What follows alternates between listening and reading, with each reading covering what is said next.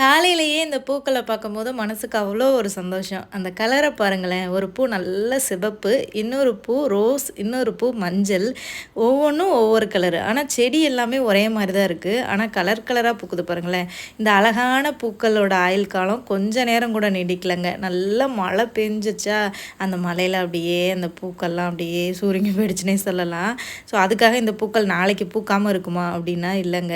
நெறைய பூக்கள் திரும்ப பூக்க ஆரம்பிக்கும். இதே மாரி தான் நம்ம வாழ்க்கையிலையுமே எடுத்துக்கணும். சில நேரங்கள்ல நம்ம ரொம்ப சந்தோஷமா இருப்போம். அந்த டைம்ல ஏதாவது அந்த சந்தோஷத்த கெடுக்கிற மாரி ஏதாவது ஒண்ணு வந்துரும். ஸோ அதுக்காக அதோடயே நம்மளோட சந்தோஷம் முடிஞ்சு போயிரும் அப்படின்னு நினைக்கவே கூடாது. நாளைக்கு வேற ஒரு விஷயம் நம்மள சந்தோஷப்படுத்தும் அப்படின்னு சொல்லிட்டு நம்ம கடந்து போனோம்னு வைங்களேன், அந்த பூக்கள் மாரியே நம்மளும் அடுத்த நாள் பிரகாசமா பூக்கலாம்.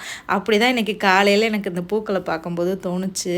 அதே மாரி தான் நம்ம வாழ்க்கையில உள்ள கஷ்டங்களும், அந்த கஷ்டத்த போக்குறதுக்கும் நம்ம லைஃப்ல மேஜிக்கா ஏதாவது ஒண்ணு நடக்கும், சந்தோஷத்த தர்றதுக்கு.